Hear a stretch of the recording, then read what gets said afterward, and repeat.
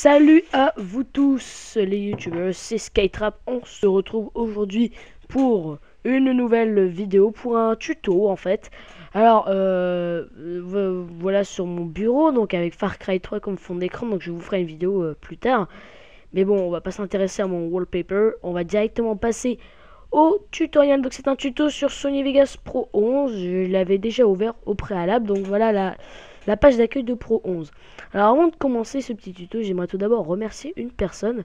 J'aimerais remercier Picmoux. Donc Picmoux, c'est un ami avec qui fait aussi des vidéos et que je connais vraiment dans la vie, et qui m'a initié à Sony Vegas Pro, donc qui m'a donné les bases, donc les bases que je vais donc vous restituer aujourd'hui. En fait, je ne fais que vous restituer ce qu'il m'a appris. Et donc voilà, je le remercie vraiment d'avoir pris le temps de me fournir les bases pour commencer sur Sony Vegas. Alors, tout d'abord, il vous faut ouvrir une composition, donc faites fichier nouveau. Donc non, voilà. Donc vous arrivez sur cette page nouveau projet, vous avez le modèle. Alors le modèle, moi je l'ai mis enfin ce que Picmoux m'a dit, c'est en HD 1880 sur 60i, 1920 sur 1080, 29,970 IPS. Donc ça après vous l'enregistrez. Voilà. La largeur et la hauteur, je crois que c'est par défaut, donc c'est 1920 sur 1080. Le champ supérieur en premier, 1 carré, 0 degré original. La fréquence d'image, c'est du 29,970 NTSC. Quand vous regardez là, c'est dans les derniers, l'avant-avant-dernier. Le mode 3D stéréoscopique, moi je l'ai désactivé. Bon, si vous voulez l'activer pour faire des vidéos en 3D, c'est comme vous voulez. Mais en tout cas, moi je ne saurais pas vous expliquer comment faire. Format pixel 8 bits, qualité rendue bonne, type de flou de mouvement gaussien, méthode de désentrelacement aucun. Et vous appuyez directement sur OK, voilà. Donc là, vous avez votre média qui est ouvert. Ensuite, vous allez devoir importer des médias. Pour faire ça, vous appuyez sur cette petite vignette là qui s'appelle Importer média. Si vous ne la trouvez pas ou si vous n'arrivez pas, vous faites Fichier, Importer média. D'accord ?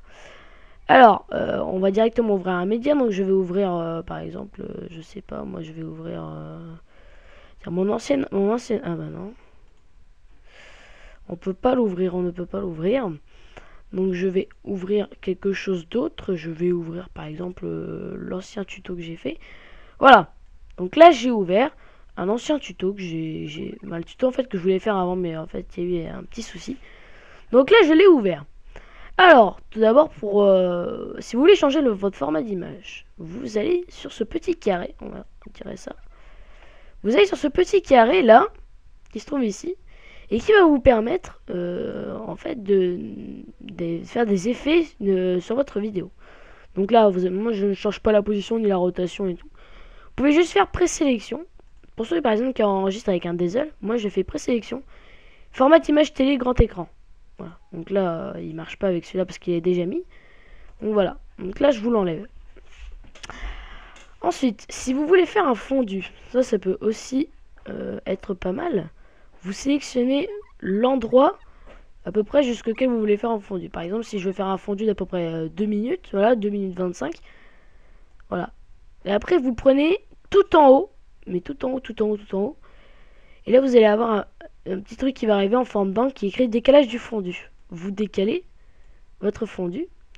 Comme ça, au moment où vous faites ça, regardez, vous allez avoir un fondu. Voilà.